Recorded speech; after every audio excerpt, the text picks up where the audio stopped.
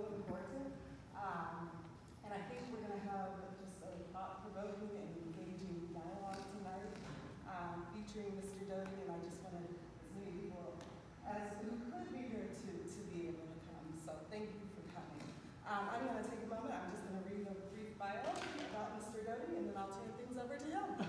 So, a native of Indiana, Kevin completed his undergraduate work at Purdue University and graduated with a major in aeronautical and aerospace engineering in 1994.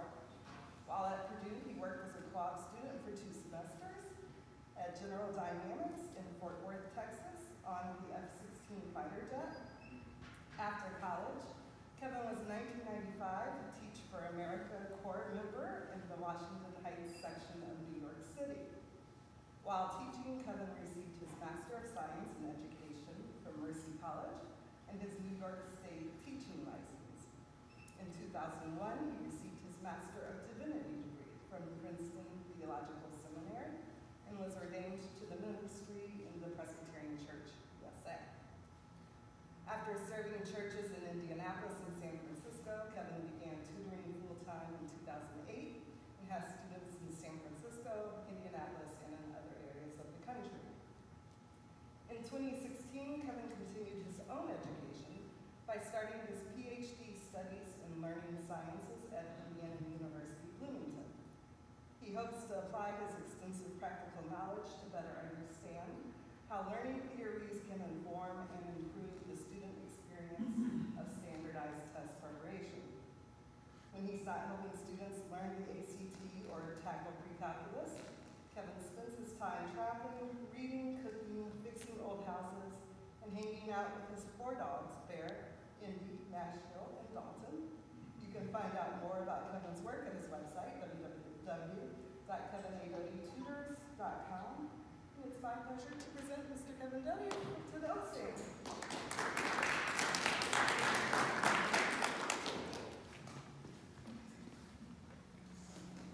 Oh, that's kind of a long bio. That's awesome.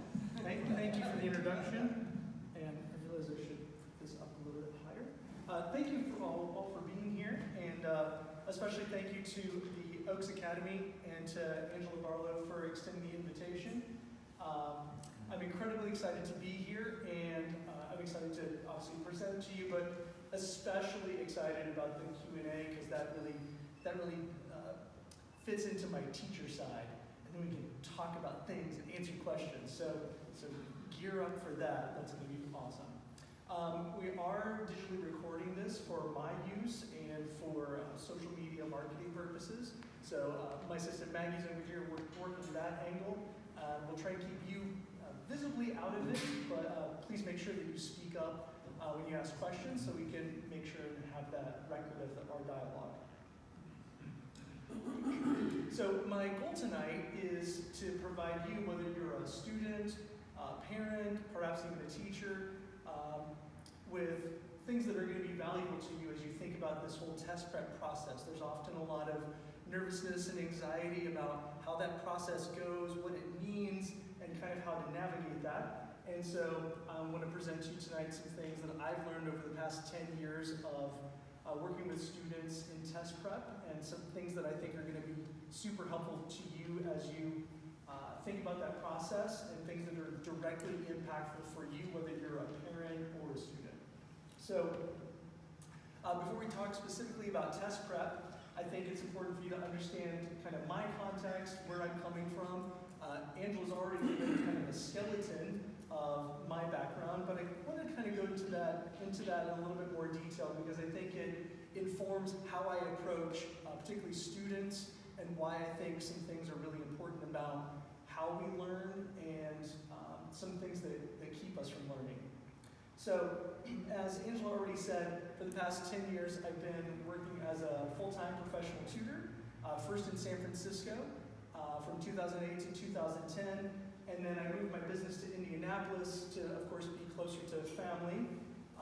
And in that process, I developed my online tutoring capabilities. So I actually even currently have students in San Francisco, Portland, Oregon, Massachusetts. I even have a student in Spain currently, which is super cool. So been able to have really wonderful experiences, being able to tutor all kinds of students in all kinds of different contexts.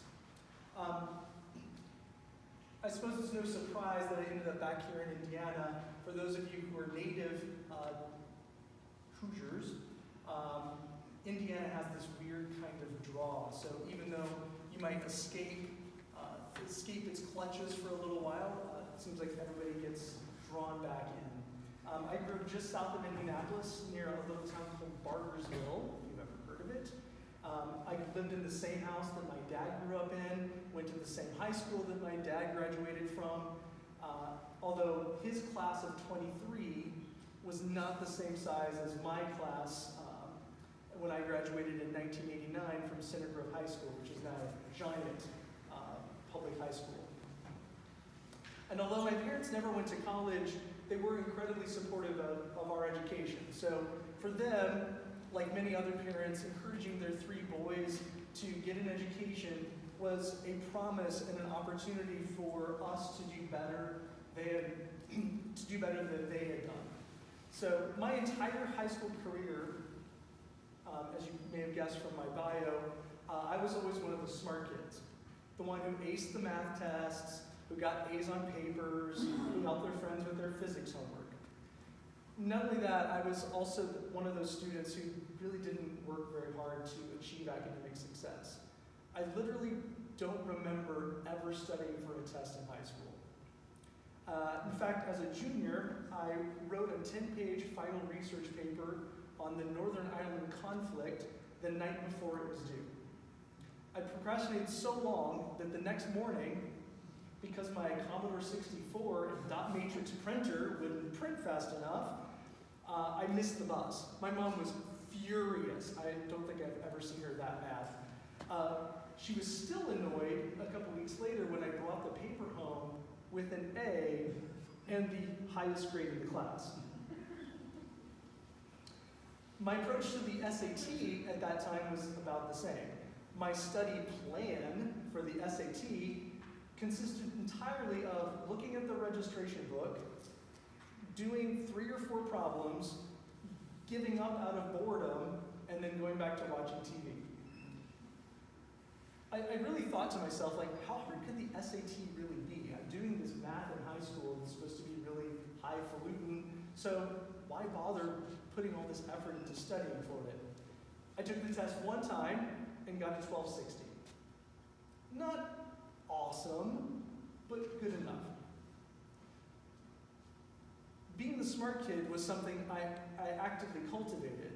I was a member of the National Honor Society. I was on our academic decathlon team, which was a state runner-up to North Central that year. I was chosen as an alternate to the United States Naval Academy. I graduated 18th in my class out of 457. After high school, as was already mentioned, I was a direct admit to Purdue Engineering, where I studied at the same school attended by the likes of Gus Grissom and Neil Armstrong. When I graduated in 1994 with my degree in aerospace engineering, I had literally studied rocket science, with my major in jet propulsion and rocket propulsion to be exact. It's that creation myth that I've traded on for the last 10 years. And it's entirely true, but it only tells part of the story. It's kind of the highlight reel, if you will, of my academic life. The successes, the triumphs, the really cool schools and degrees. But what I want to share with you tonight is another part of the story, and one that I've never talked about publicly, not to schools, not to students, not even in my work as a pastor. One of the classes that I was required to take in college was called linear circuit analysis. This was an electrical engineering class that basically looked at how electric circuits work and the math behind their design and operation. And of course, like usual, I took my general approach to classes, which was do the assigned work, but don't really work that hard on studying. I failed. It was the first F I had ever had in class. And of course, I was horrified and explained to my dad, who was paying for college at the time, that he was going to be getting a report card that had an F on it. So I took the class over.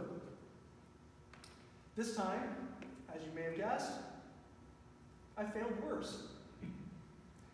I literally arrived at the second final exam knowing that I had absolutely no chance of passing. I didn't know what was going on in the class, I didn't know how to do many of the problems, nor did I understand much of the material. I skipped the final and went to lunch instead. I took the class a third time. Happy to report that time I passed. I'm pretty sure it was a D, but I passed.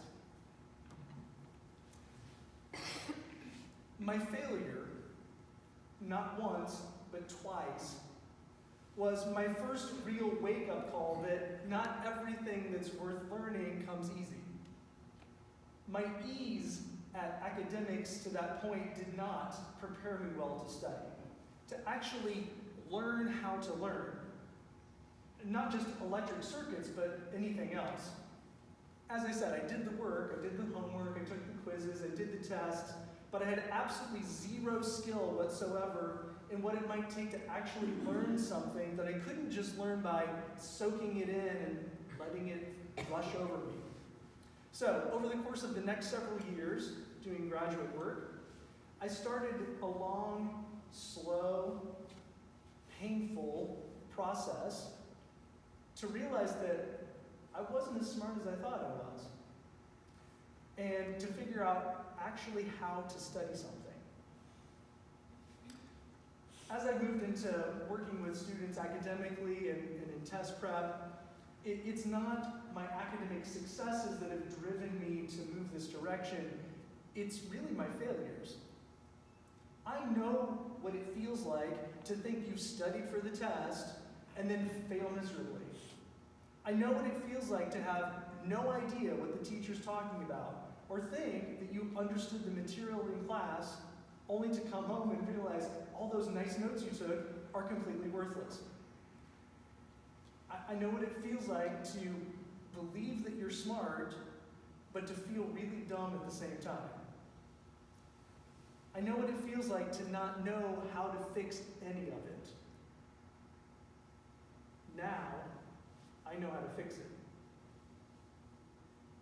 And it's this study framework that I've developed through my own experience and in working with students that I've steadily perfected for all the work that I've done over the last 10 years. And I've taken this same construct and applied it to test prep. My thesis essentially is that these tests, SAT, ACT, even later on GRE, other standardized tests that you might take, are like any other learning activity, they're studyable. You can learn the skills and the content that you need to be able to improve your work on the test. How do I know? Based on my 10 years of work with students, I've seen the progress that students have made when they put in work and effort to not only think about the content or the things that they know, but also to look at themselves and figure out what it is about the way that they approach the test, the things that they think, the things that they feel, the things that they're afraid of, and how those impact their own test performance. You see, these tests, by their very nature, put you under time and emotional stress.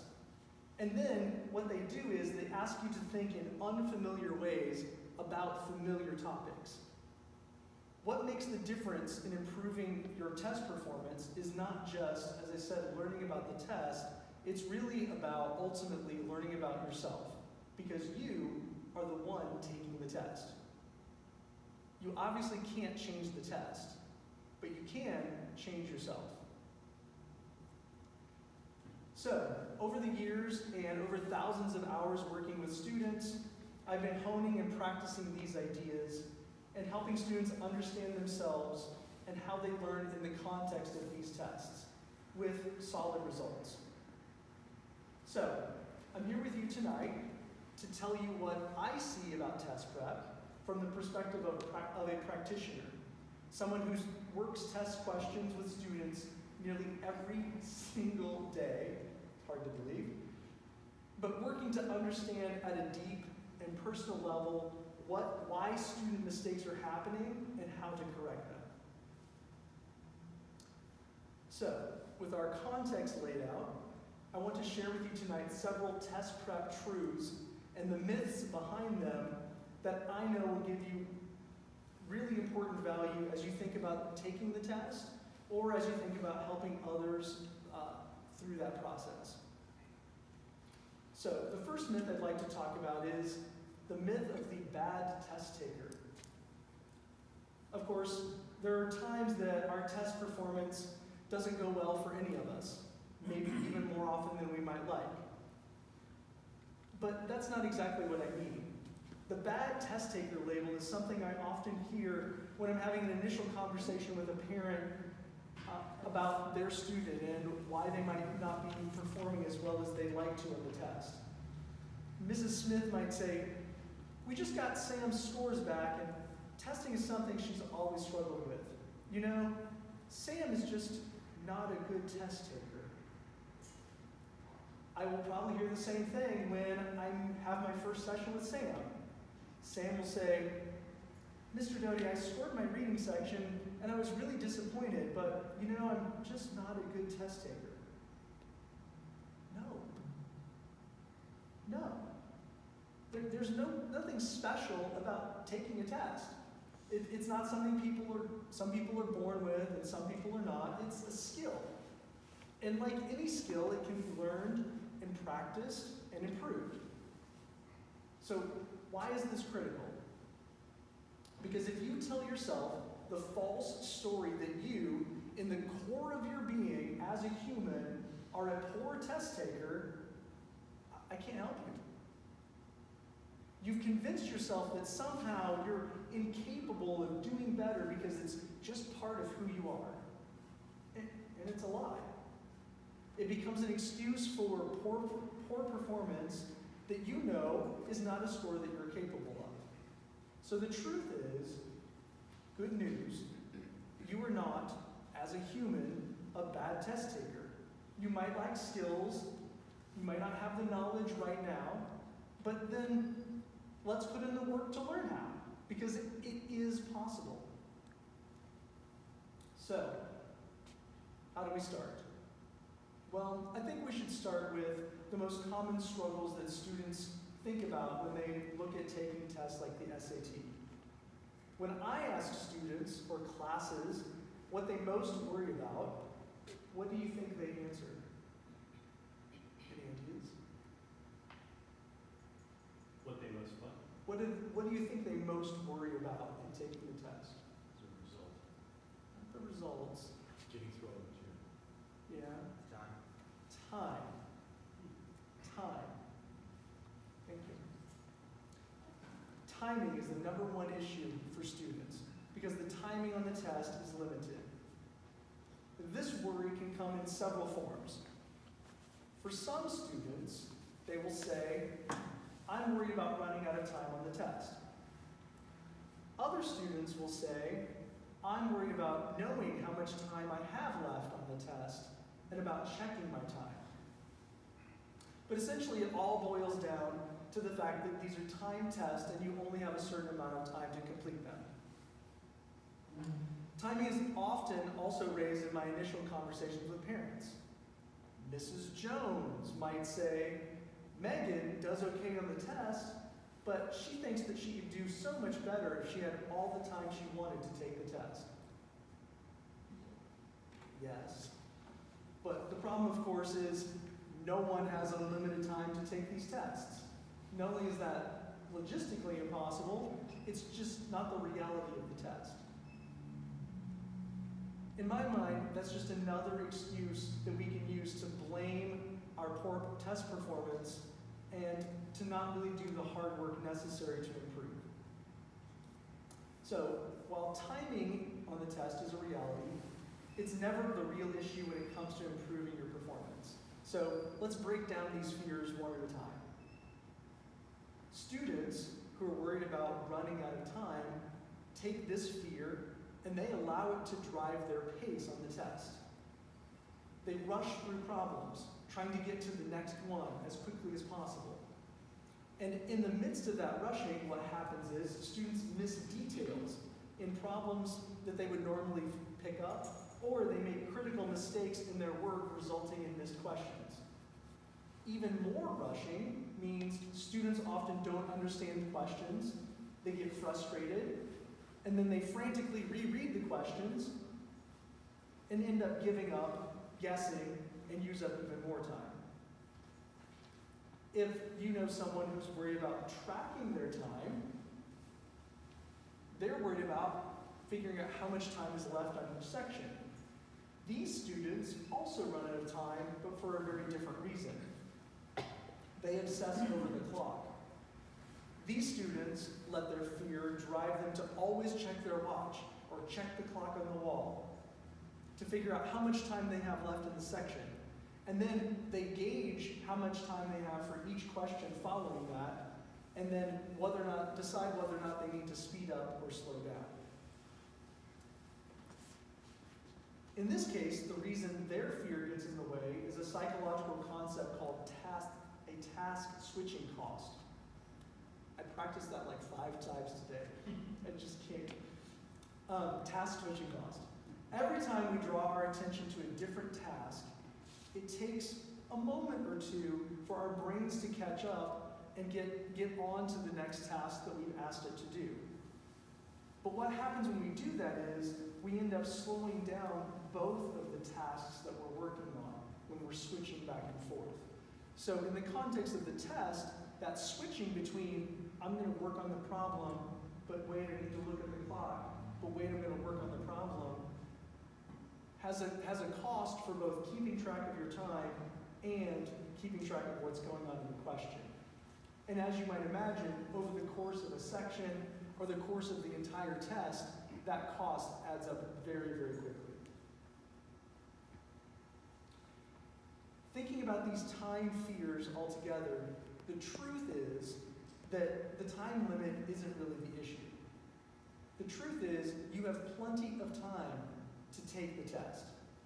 The truth is it's that our own fears, our own beliefs about the time limit are what lead to bad execution and poor results.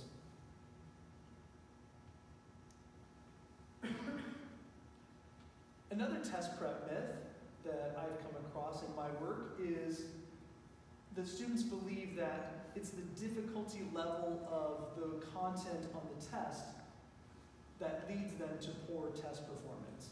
This is especially true when it comes to math sections. I hear this when I talk to new students or clients who might mention that little Johnny struggled in math, struggled in geometry last year, which resulted in his low score. That's not to minimize the student's legitimate challenges with math. Those are certainly real. Sometimes content, like geometry, is hard to learn. The myth is that those struggles with content lead directly to a score performance on the test, and that content in and of itself is what lowered your score. The truth is that the SAT or the ACT are not trying to test you on content. They could care less whether you know the quadratic formula, or know how to factor an equation, or if you know how to find the area of a triangle. If they were interested in asking you those things, like your math teachers, they could ask those questions in a much simpler way. What the SAT and ACT are trying to do is they're trying to use a simple math idea that you know, but ask questions in a weird, unfamiliar way to see if you can take what you know and apply it to an unfamiliar situation in order to get the answer. As I tell my students, math and the SAT is really more of a puzzle rather than an actual math test. Meaning, I just kind of have to play with it and apply different ideas to it to try to unlock the puzzle and get the answer. It's this puzzle aspect, plus the fact that you're taking the SAT, that causes problems. Let me explain. Students put these tests on a pedestal and then assume that the math must be challenging. It's the SAT after all. Let me give you an example. I have a student, Kara, we'll say that's her name. Kara hated geometry. And when we started working together, she literally had a visceral reaction to circles. Scared to death. It didn't matter if it was a picture of a circle or it was the word circle, but as soon as she came to a problem that had circles, she would essentially freak out. She would doubt herself, she would guess on the question, and then lose her confidence for the next 2 or 3 questions. Another example of a student worried about content is my student Scott. Scott approached SAT math as if, as I said earlier, these problems must be difficult. So obviously they require some math that he couldn't possibly know or that he ever studied. On one test recently, we literally spent a full minute struggling with how to start the problem 3/4 x equals 9.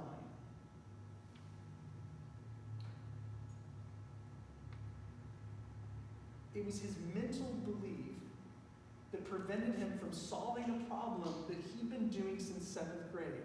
If it wasn't the SAT, he would have done it perfectly with no problem. But this hang-up of the content must be difficult prevented him from even starting. You see, the truth is that the content, what these students actually knew, was not the issue. The truth is that what these students believed about the content, that it was too hard or too scary, that was what hurt their performance. And the good news, the truth also, is that once these students were convinced that it took easy math and simple steps in order to solve the problem, they were able to overcome their fear and improve their score. So, now that we know these important truths about test prep, what is the payoff? What is the value? Is test prep itself worthwhile, or is it just a means to an end to get a score to get into college? I think at its most basic level, the value of test prep, the value of trying to tackle the test and understand how you perform and trying to make that better, is that it allows you to put effort and attention to putting your resources in the right places. Far too many people, in my opinion, waste their time and effort taking 8 practice tests, attending a myriad of classes, only to have disappointing progress. Even more than that, I'm suggesting that the true value of test prep is approaching it by looking at our own fears and beliefs about these tests. That's uncovered by actual student performance, so that we can base our execution of the test on the true reality of the test and of who each student is as a test taker. Is this approach worth it? Absolutely. I think improving your test scores may open the door to your dream schools or some big scholarship, and if that happens, that would be fantastic.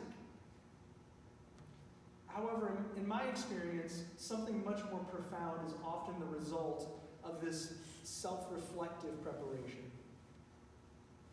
Students learn about themselves. They learn how to think. They learn how to recognize their feelings. They learn how to name their fears and not be conquered by them. They learn how to be better learners. And they learn how to be better humans. That's why I love test prep. And why I'm thankful to be able to be a part of so many students' journeys over the years who've been on this test prep path. And I thank you for letting me be a small part of your journey tonight. Thank you.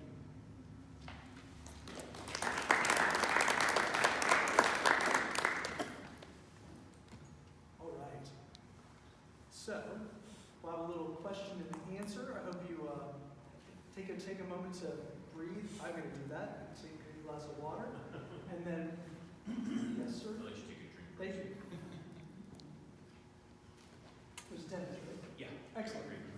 I had a question around timing as it relates to the various tests, SAT, the ACT, et cetera. Do you have like recommended timetables or lead times in terms of like the best time to get started, how to plan from a timing perspective? Yeah, absolutely.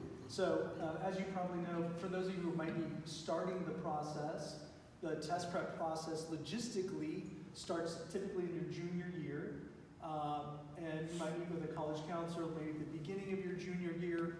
Most college counselors recommend that you wait until toward the end of your junior year. The reason is you want to try to maximize the amount of math content that you have under your belt.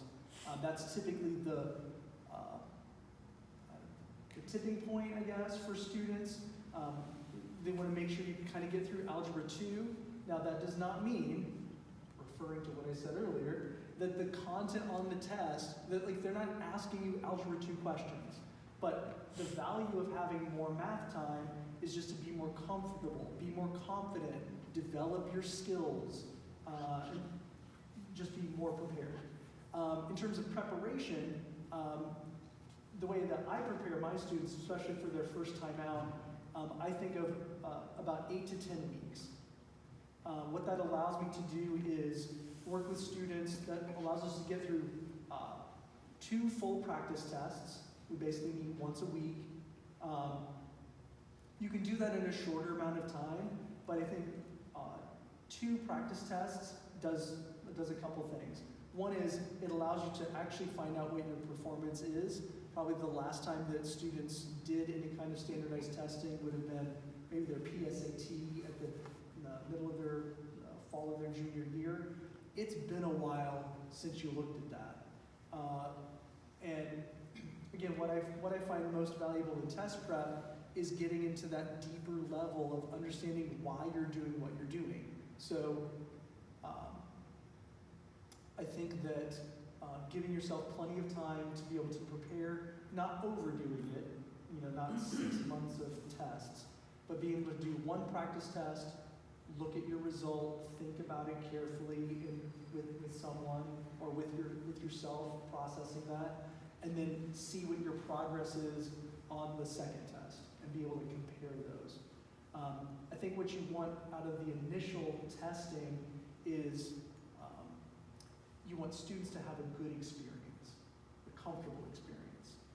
There's what I hear from parents sometimes is, excuse me, well, we just want little Johnny to get in there and get an experience, like just get it started.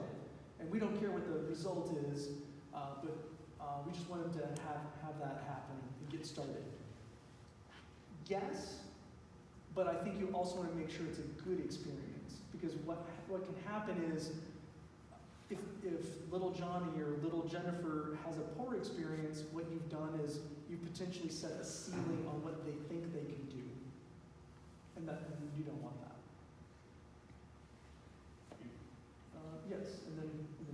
It's only piggyback on the end of your answers. You were talking about practice tests. When do these practice tests get taken, much less the time to get the results to study for the next one? You said it's 8 to 10 weeks before you're supposed to take the. Yeah, so both the SAT and the ACT distribute official practice tests. So this would be something a student would do on their own. I have access to many of those. I always recommend doing official practice tests as opposed to, say, Kaplan or Princeton Review or something like that. Not that those are bad companies necessarily, but there's a sophistication to official practice tests in the way that they create them that sometimes test prep companies, they get the nuance wrong. They get it's hard to quantify, but I think setting students up for success means that when they go into when they give themselves an official practice test, meaning, they sit at the kitchen table and they do a reading section or whatever, I think it's better to have something that mimics what they're going to experience on the test as closely as possible. Does that make sense? The other point I wanted to make, kind of related to that, is when I always encourage my students when they're working these practice tests.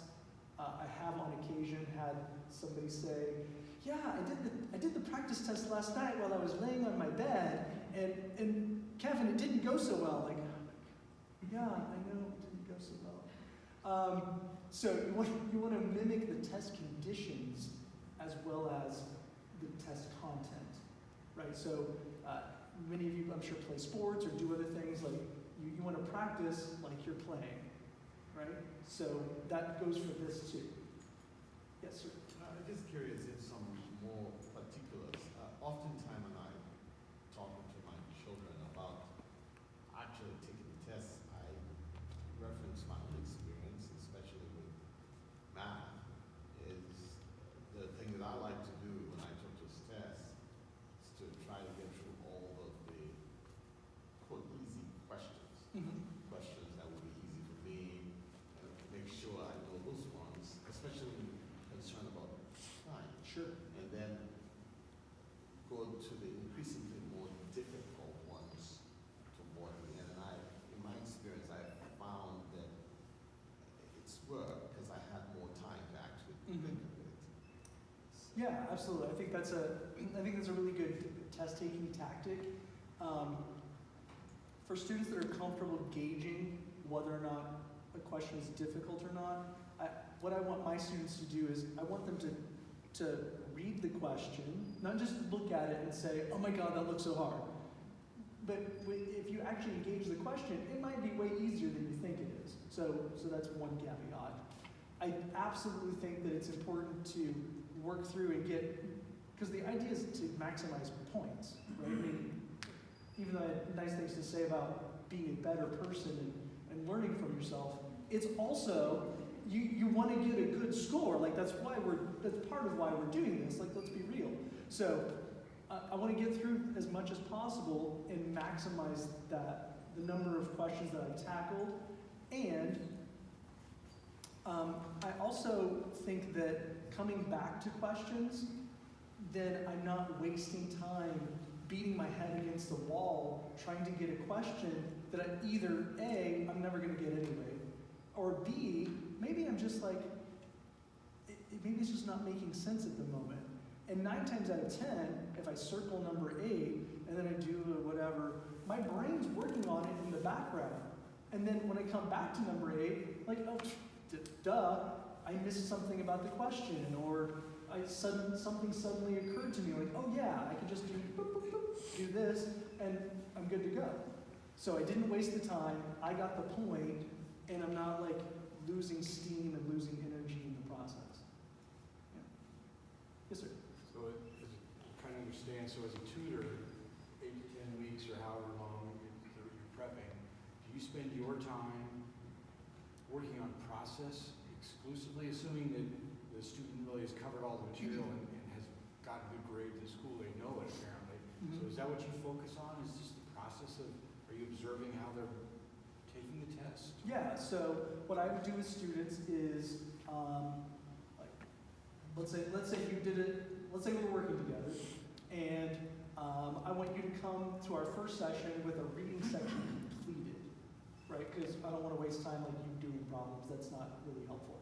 So what we'll do is we look at every single question he missed, and then we'll talk about them.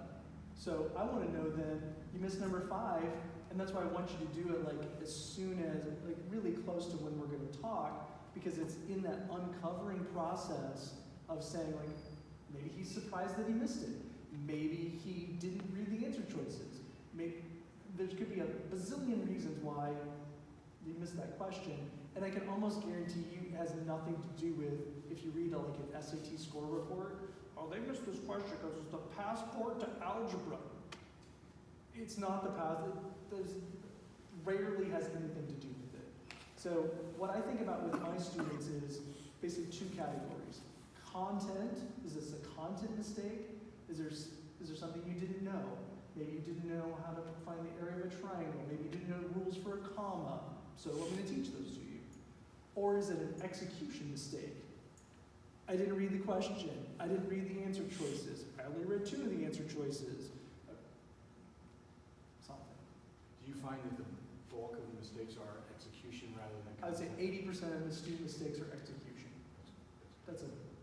I haven't measured that. I really should. But it's at least 80%. Which is also why I think that all this angst about geometry and I don't know the stuff, it's pointless.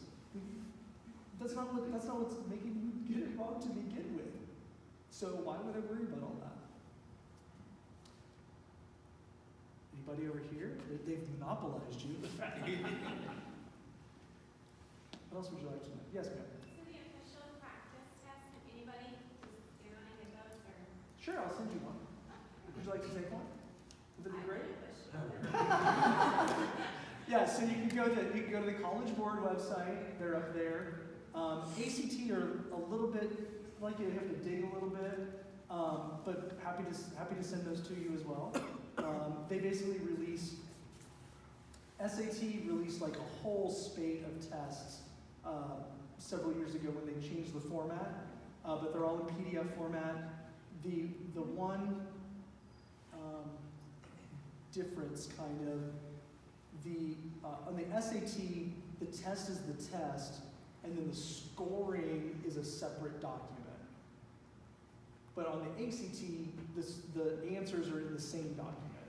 So don't be scared if you try to score the SAT and you can't find the answers. In the back, sir? It's been a couple of years since I've taken any of the tests. Have they, I've heard that they got rid of a lot more of the ones that test what you don't know rather than what you know. Have they changed, like both A and D, so the questions, do they still have that on the test? You would be shocked at how different it is. Okay. If you haven't, it's completely different. Yeah. So basically, the way the SAT goes now is it's a reading section. You have a passage and you answer questions. There's no more vocabulary. There's no. Long time ago, there used to be like antonyms and those. Nope, that's not on there. They might ask a couple of vocabulary questions, but they're vocabulary in context. So getting out those flashcards and learning new words, don't bother. That's pointless. There's an English section that's second. That's basically, there's a passage on one side and sort of questions on the other, but they're asking students to either fix the punctuation or fix something about the, I call them rhetorical questions, like, where does paragraph 4 belong at place 1 or place 4? Whatever, right? So moving things around or moving sentences, those kinds of things. And then 2 math sections, so a non-calculator and a calculator. And that's all. Yes? I have 2 questions. One, do you do tutoring for the subject tests? Absolutely. Okay. And then 2,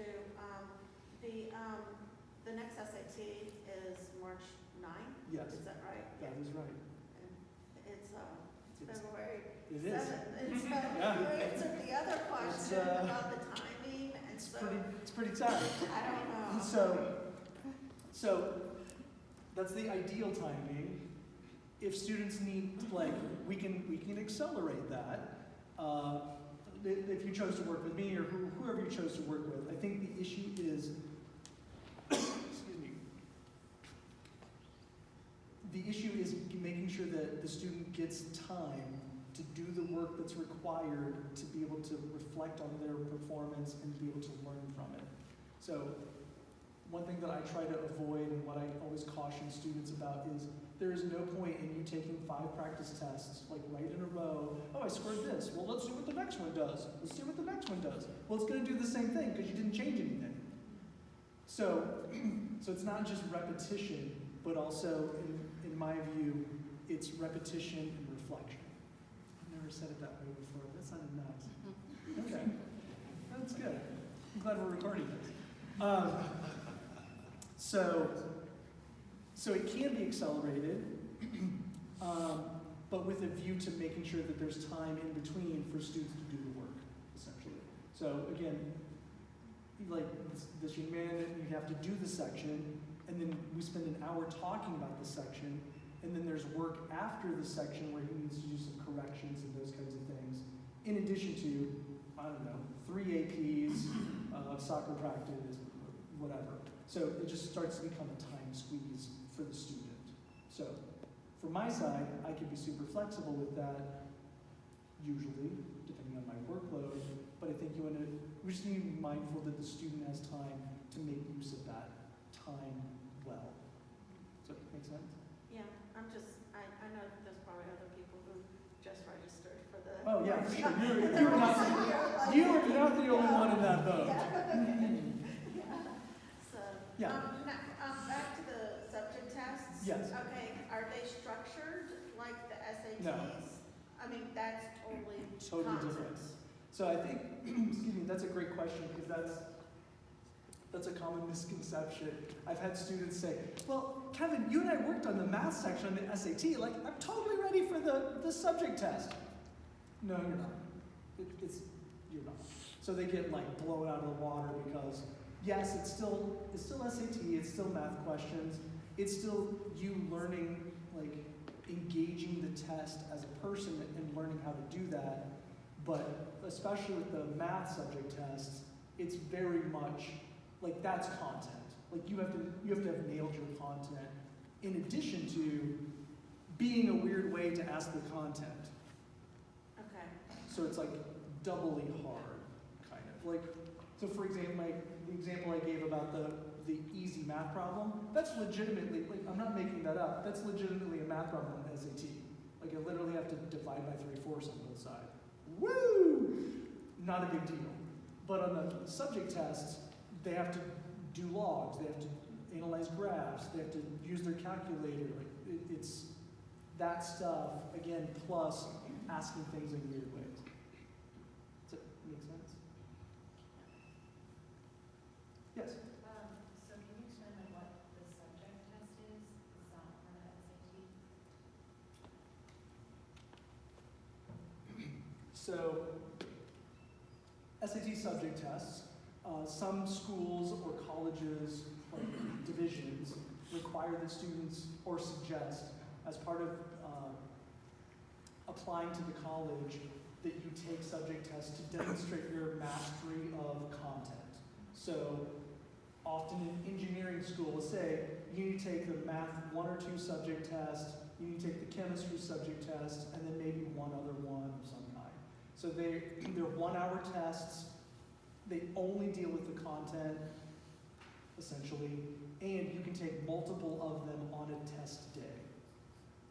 So on March 9th, people are going to be taking the regular SAT, 4 hours of fun, and then other people are going to be taking subject tests where it's 1 hour of fun each time. So I think you have to check the website, but I think you can take 2. I think you can take 2 per test date. And you can just go in and choose. So let's say Saturday morning you're feeling like, hey, I'm going to do that math subject test, and I'm not feeling physics, so let me try French. While I'm here, and I've got nothing else to do, right? So I think a really good thing that you should do if you're not already working with a college counselor at school or a professional college counselor, I could recommend some people to you guys too, but that's really something that you need to be strategic about, because what starts happening is, like, you can already see, like, okay, well, March is, maybe I take the SAT in March, and then I gotta wait and take subject tests, I have to see how those go, and then maybe I decided I'm gonna apply to Elon University, and now I've got to take 3 other subject tests. Like, it starts to, you're going to run out of time, plus energy, plus money, because let's be real, this all costs, you have to pay every time, right? So I think it's really important to be strategic and thoughtful about what you're going to do, where you legitimately want to go, and what makes the most sense. Not to dissuade you, but just think about it ahead of time. Does it Yeah. make sense? Sir? This execution, the 80%, could you explain that a bit more, what you meant? I think I have a sense, Sure. but I would like to hear you say more about that. Happily. That's one of my major theses. So in my work with students, so when I ask somebody to come and say, so again, let's say he's done the reading section, and we start going over it. Not to pick on you, sorry. That's fine. Big on him, yeah. Who else? Somebody else. So let's say that a student's done a section, and they come prepared to our time together. We're going to walk through every single question that they missed. One of the most common things that I hear from students is, "Wow, I missed that." So why did you miss it, right? Because what they're describing there is they knew the material. They knew without test stress, without time stress, without emotional stress. They knew the rule for a comma. They knew a rule for a semicolon. They knew how to do the math. They knew how to read the passage. But so it wasn't the fact that they lacked some knowledge. It was some other thing over here that led to them missing the question. And that's what's been fascinating to me is, how do our emotions completely block out things that we normally would know, but when I look at it in the test, I'm like, don't know that. Just how do I approach the problem to be able to, process of elimination, making sure I've read the entire question. Did I understand what the question said? Did I think I know what the question said, but then, for example, like on a math test, it's really common that you'll do the math, and then, oh, I found X is 4. Well, I look at the answer choices, there's no 4. So, what were they really asking me? Well, they were asking for maybe a price, so they have to plug 4 back in. Maybe they were asking me for Y, so I have to find what that is. Maybe they were asking for, SAT loves to do this, well, X is 4, but what they really want is 2X plus 5. So you have to do all the work, find it, maybe, there's ways around that. Find X, but give them what they're actually looking for, right? So all of those things contribute to students missing questions that have nothing to do with, they know how to do algebra, they know how to find area, etc. And I think I've never asked a whole group of students this, but my sense from working with students and how they tend to progress over the course of our work is that is a revelation to them. That the idea that they essentially already know everything they need to know to be able to not just do okay on the test, like literally students that go from, I got a 510 math, to, oh my God, I got a 620 math on this practice test. Like, huge leaps because they were thoughtful about how they did the test, not just worry about like feeling inadequate and realizing that's not true. It's ridiculous. Yes? How similar is the PSAT to the SAT score-wise? Score-wise, the PSAT only goes up to 1560. Don't ask me why. It's some weird statistical thing that the SAT came up with. I think what you want to look for when you're looking at your scores, the easiest way to gauge how you're doing is to look at the percentiles.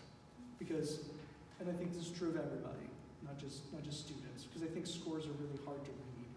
They got all that junk on them. The way I think about it is, ultimately, you're competing against other students to get into a school.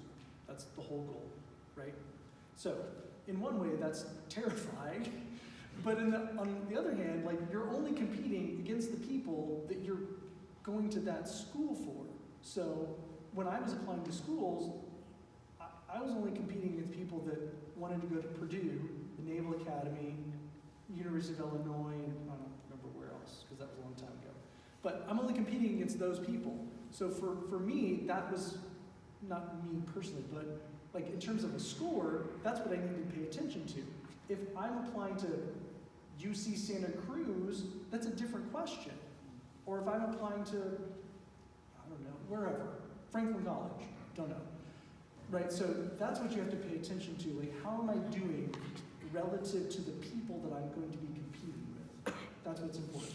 So, for people who say, I want to go to MIT, Stanford, Harvard, whatever, that's a different conversation that we're going to have about the work and effort that you need to put in. Because let's be real, that's going to take some work and effort. Like, I'm going to push you differently if you tell me I want to go to Stanford than I want to go be to the Krannert School or I want to go to Kelley School of Business.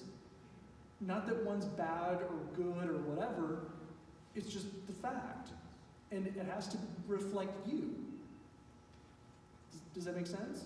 So, you know, let's go to SCAD. That'd be great. But that's, you know, we'll go to design school, then we're going to do something different than if we're doing something else. But it needs to match where we're going, not just have this, it's just not a general dream, right?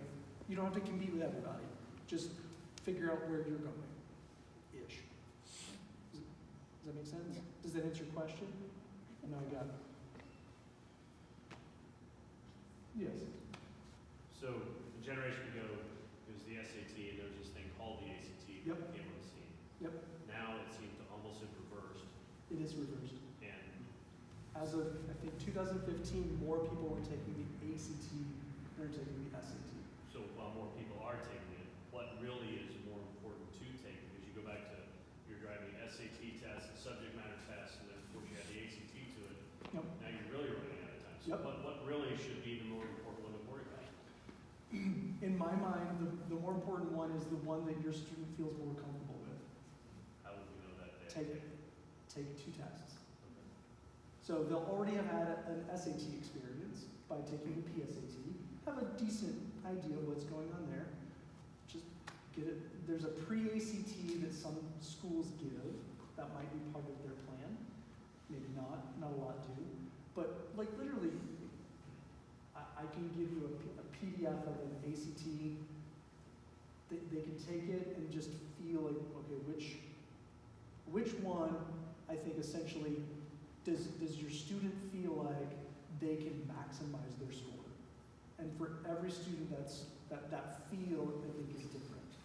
What most college counselors I work with recommend in terms of the timing issue is, so they've taken the PSAT. In the spring of their junior year, they recommend taking an official SAT, take an official ACT, really sit for it, and then compare the scores, how you actually did, and decide which test you want to go for. Which one do you really want to maximize? The advantage now is, just like I completely agree with what you said. A generation ago, you could take the SAT. I don't know what this ACT thing is, or if I want to get into Michigan, I can take the ACT. But now you have a choice, and the tests are different enough that it kind of allows students to decide which one works better for them. In terms of, from my side, in terms of format, the formats are essentially the same, except for math is all one section in the ACT, and the ACT adds a science section. So, for my purposes, there's not much change in how we process that. But for some students, back to your question about like scores, maybe it turns out they get an 80th percentile, essentially, on both tests. Great, which one do you feel better about? Or maybe they get an 80th percentile on one test, but they got a 92 percentile on the other test, well, I'm going with the one they got a 92 percentile on because we're already ahead. Does that make sense? Yep. Yes, sir. So, kind of a two-part question. Is the preparation, does it need to be completely different from the test or is it the same? And then of the different types of preparation, the courses, the tutor doing and you may have others doing it at home with your own study books. What do you recommend? And sort of what's the time commitment for those? Like how much should they be budgeting time-wise for preparation? That's really hard.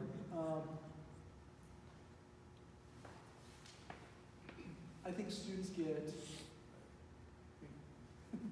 I mean selfishly, the quality of the tutor matters. How do I answer that? I think in a lot of ways it depends on the student. And obviously, as we've already talked about, it also really depends on time and resources.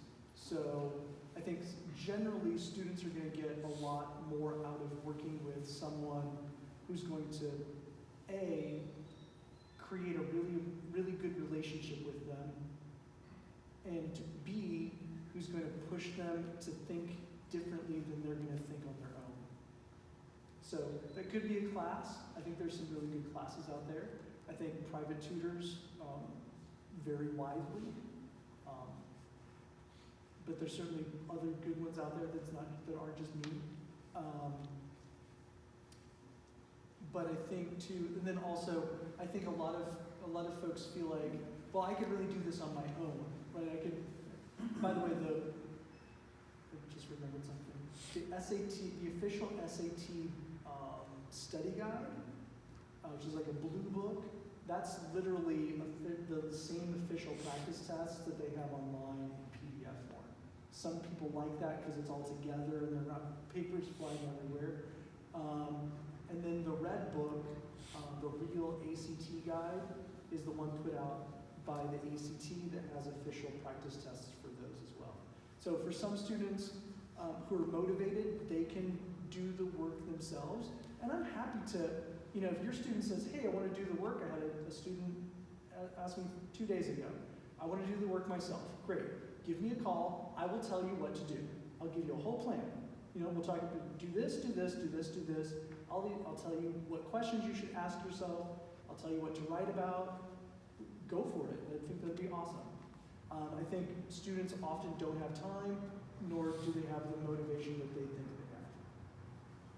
So often I've heard from parents that, yes, little Johnny could do it on his own, but he really needs to meet with you on Thursday because then he has to get it done. So there's that too.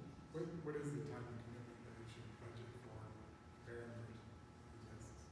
I would say working out, I would say starting 8 to 10 weeks ahead of time. I would also say maybe an hour and a half a week for their own work and processing, depending on each section is a little bit different timing, so some of them take less time than others. But that would be a ballpark. Thank you for Good. your time. Oh, of course. It's like, it's 8:05, so I want you guys to be able to get out in a decent amount of time. Thank you for checking the time. I Yeah. have nothing on you. And so, thank you for your time. Thank you guys for coming out. And we have snacks you can still grab. There's also Kevin's business cards on the table, and I'm sure you're going to be around. Yeah, I'll be around if you want to still interact. ask questions. That'd be great. Do that. Thank you. Thank you all. Thanks.